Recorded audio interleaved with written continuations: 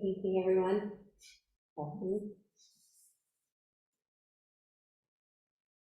It's beautiful July. This is the last of July, yeah? Evening. Well, wonderful to be able to do camping outside, feel the breeze. And those of you in Zoom land, welcome. So tonight, I've titled this talk, "No Dust is Found in the Gate of Mercy."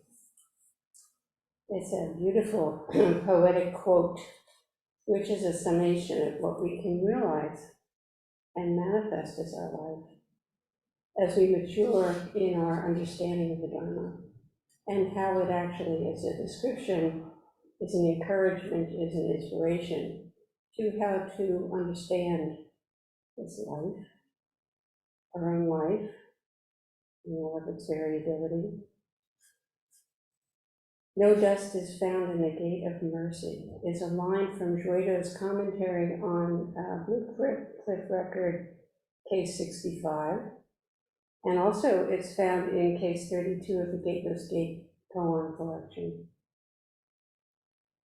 When no dust covers over compassion, great mercy opens the clouds of delusion and enables us to enter the way.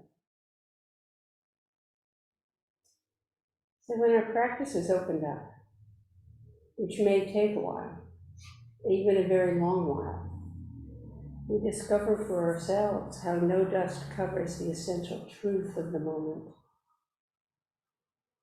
Yuan Wu, the ancestor who put together this koan collection, commented, "If you cast away judgment and comparison, and affirmation and negation, all at once, your emotions end and your views are gone, and the way will naturally become thoroughly obvious."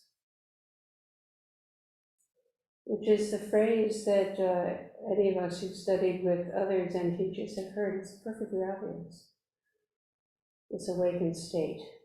And yet we are so enthralled in the thrall of our ideas and our past conclusions about what we're experiencing, that we don't really live with this understanding of presence and how liberating it is to be fully here. And if you recognize as dust, this is the phrase that's so used in Buddhism, the dust of all your judgments, preferences, beliefs, reactions, opinions, then you see the way clear and are liberated from suffering in that moment. There are times when we're very clear and free, and then we forget.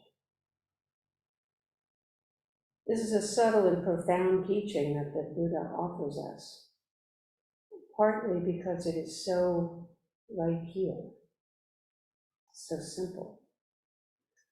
We cannot use our thinking mind, the mind that is all about all the habits of mind obstructions.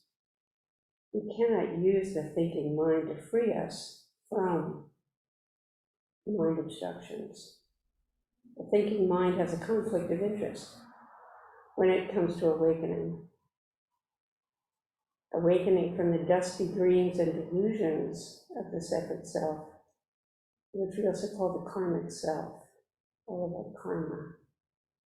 The personal biography, the historic story that each of us carries and identifies with,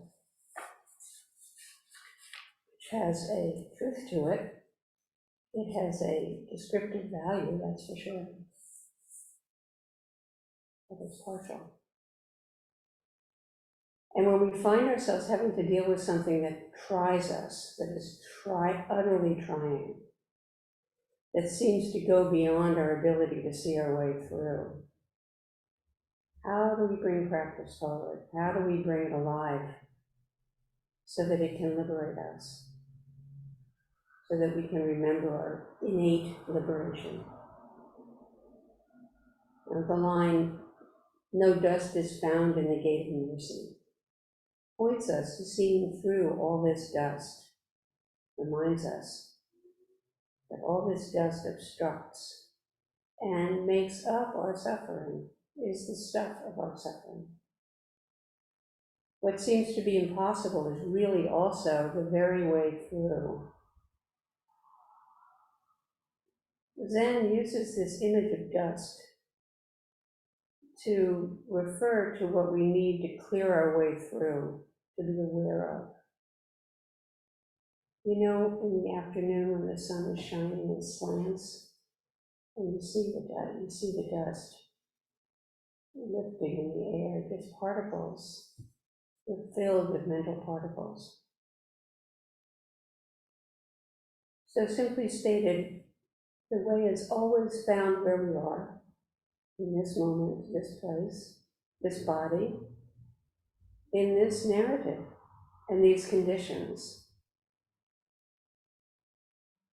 What we identify with as my life is conditioned by everything that's happened to us all the way along, just as we are, sitting here right here and now. And not only everything that's happened to us, but probably everything that's happened to our forebears, all the way back, gets carried forward in various ways, not only biologically.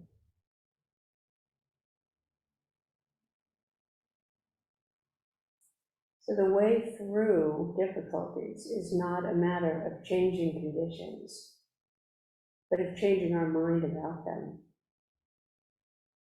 As part of them, we're not separate from conditions, but made up of conditions. We're challenged to allow our view to open up to the complete moment as an ever-changing process of becoming and passing away, in company with everything else. So one way to say this might be to stop referring to ourselves as a noun and begin to realize that we are really a verb, wider and unfolding with all conditions, together with all conditions, together with all beings. Impermanent, everything works together, constant flowing wholeness. This is a subtle practice to engage, since we're not given anything that we're supposed to believe. So it's subtle. It's as subtle as consciousness, and remarkably profound in its immediate consequences. Let's say you're walking along absorbed in thought, but then you remember that you're right here, and you look around. The entire world changes. Like you look up from the dream of your thoughts, and here you are. You remember that you're right here. And you look around the entire world. The trees are suddenly alive. They were just nouns, and now they're verbs. You're walking into their living room. They're there in the middle of the night when you're asleep far away, and they're here right now, alive, housing untold multitudes of lives. Each tree is a neighborhood. So everything right here is with you in this moment. There's no suffering, there's no anxiety, there's no impatience or agenda when you just do a practice like this, and you just be here now. Having access to this true way when we turn to it, when we use it, allows us to see what's needed to bring the wise mind and heart to these very same conditions. So when conditions are really messed up, we're in better condition to see what is needed and what cannot be used. What can be used and what cannot be used. What can be changed and what can't be changed. So in the original rules for Buddhist monks, so this is probably a story you've all heard, but it's really pertinent. In the original rules, they weren't supposed to be in physical contact with women. So two traveling monks reach a river where they meet a petite young woman who's really wary of the current and is hesitating right alongside. And one of the monks is really uncertain what to do. He's a good monk, he follows the rules. But the other one sweeps her up and takes her safely across and puts her down on the other bank. She thanks her and departs. So then the monks continue on their way, and after a while, one of them has been brooding and is unable to hold silence any longer and says, "Brother, our spiritual training teaches us to avoid contact with women. But you picked that one up, carried her across." "Brother," the second monk replies, "I put her down on the other side. You're still carrying her around." And this so beautifully illustrates what this no dust is found in the gate of mercy is referring to in our own experiences. How we carry around so much. We can be dragging around ideas about who we are, what we should do for years, and it impedes us from taking true steps in accord with our present conditions and our gifts. This isn't really very unusual. It's the human condition. And conditions us. We're all ordinary human beings. This is the human condition. This comes along with being part of a social group, having a mind that habituates. So you may have a friend who's very unhappy for a long time in their job as a corporate lawyer, and mired in misery, feeling really dissatisfied, feeling really confused, maybe hopeless, depressed, complaining a lot. But then they're fired, and their crisis about their life deepens. And yet it's the only situation, getting fired is the only thing that could cause them to pause, to stop and take a look. Crisis can be very helpful. Not knowing what to do can be really helpful. Being thrown into deep doubt and out of our automatic behavior after many years of going around and around and around in it. And then your friend realizes that they became a lawyer because everyone in their family expected them to do what their family's always done. And what they've had is their deepest, darkest fantasy, which in that family they would never share. And in their social group they would never share. The fantasy of working with animals. And they begin, during this time of unemployment, to volunteer at the local shelter and soon find their way, advocating for lab animals and organizing to change the laws that affect them.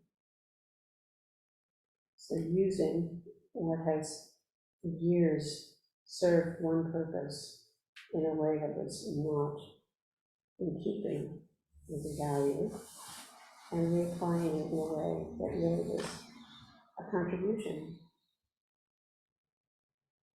And if you look at your life and all of the transitions, you can see that everything works together. Sometimes we have a more complete view, and sometimes we don't. When we practice, when we live every day, every moment as the way, what seems to be impossible is really the way through. Passionate mind, recognizing difficulties as gates of mercy.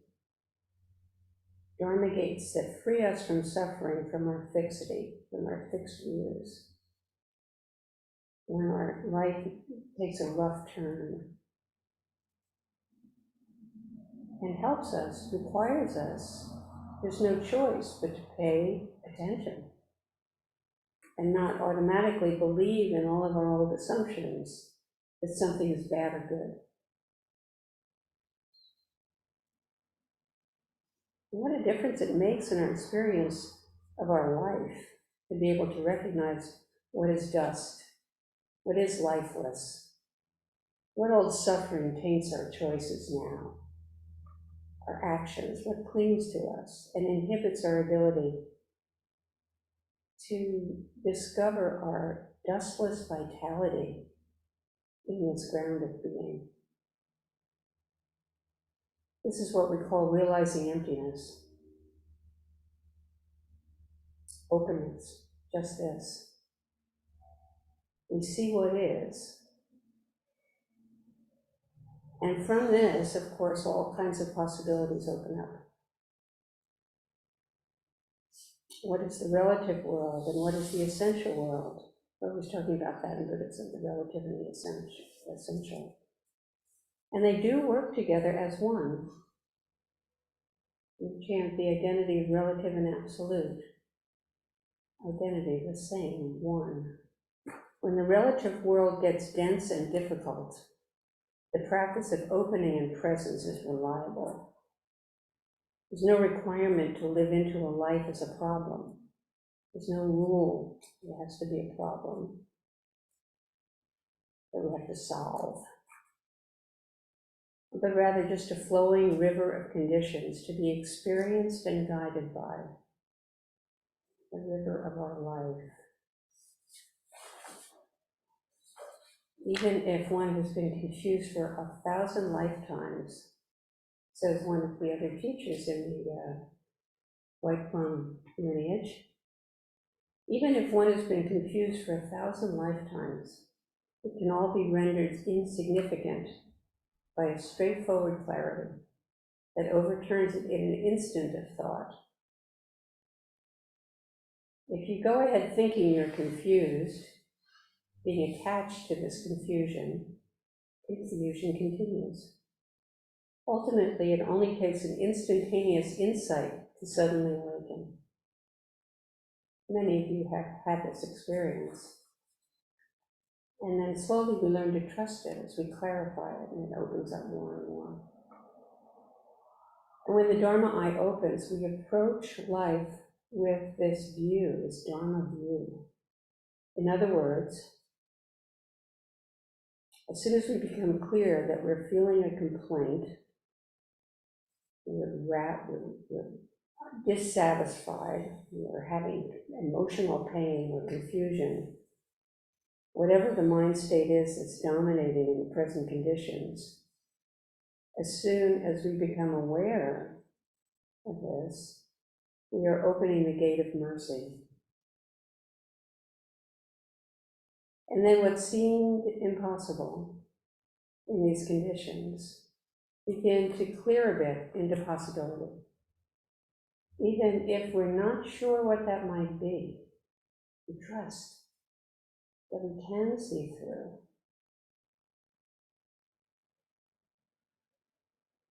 Using the same kind of steady presence that we practice in Zazen. This takes patience, determination in a world of infinite, interpenetrating conditions. And one of the things that's kind of magical too is, as we practice and we come up to conditions that are particularly difficult, a situation we really don't know how to handle, we can call on the Goddess of Mercy to help. I discovered this during a session once. I was in so much pain, physical pain, I just couldn't bear it. And I was almost holding my breath. It's my old habit. And finally I realized in my mind, I just said, help, Kuan Yin, help, help me. And the bell rang and I did this sit. So, little magical thinking there. But But it's true, when you ask for help, it's amazing how it comes. Because one of the things you're doing when you ask for help is you're saying, I don't know. I don't know what to do. And there's something about that. It's very helpful.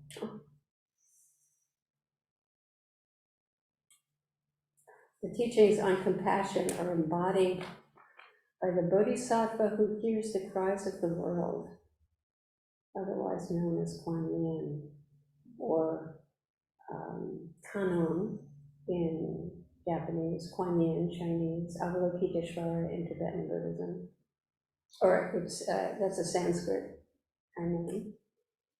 So we call on Kuan Yin in order to open our hearts to the suffering of the world. And we should remember to include ourselves in those who are suffering at this moment, in the ways that we suffer. Even happiness has suffering in it as a conditioned state. When we rely solely on conditions, then they change and we become unhappy. This is the meaning of dukkha, the First Noble Truth. The unease that marks mundane life, driven by craving, clinging, aversion, and our ideas. Mind created and maintained by mind. And if we're not aware of our mind states as coloring our awareness, we are at their mercy. So just one last story here to illustrate how we get caught or liberated by the condition of our heart-mind. It's really up to us. So a long time ago, there was an illiterate monk. A really long time ago, before there was a lot of reading and printing of texts. So you had to be present with the source to hear the teaching. So a long time ago, there was an illiterate monk to whom a rich old woman of long practice of the Dharma gave a donation so that to get him to deliver a sermon to instruct her in the Dharma. And because it's so rare to, in those days to receive Dharma teachings, this monk he was ignorant, and he wasn't able actually to receive the teachings himself, and he wasn't really clear about the Dharma. Not yet. So in order to maintain the precept of speaking truthfully, he didn't say anything. He just kept his peace and remained silent. And this was not the silence of a master. So he just remained silent, which is a virtue in itself when we don't know. Not to make something up. Nonetheless, the old woman suddenly had a great awakening. Her mind opened in the gate of his silence. So when the moment is right, it doesn't take much for us to awaken. But we have to be primed by our mind of the way. Be open to not knowing or non-knowing. Be really receptive and curious and patient and settle down. And then the universe moves in such a way that lands us in thorough communion with the moment of our life, a moment of awakening. We never know what will trigger it. So this quote again from my Dharma friend: even if one has been confused for 1,000 lifetimes, it can all be rendered insignificant by a straightforward clarity that overturns it in an instant of presence. If you go ahead thinking you're confused, that's confusion. Ultimately, it only takes an instantaneous insight to suddenly awaken. In this life, where no dust is found in the gate of mercy. And we all persist in this wonderful practice and uncover the meaning of the Buddha's teachings for our very own self in this life and be able to share it.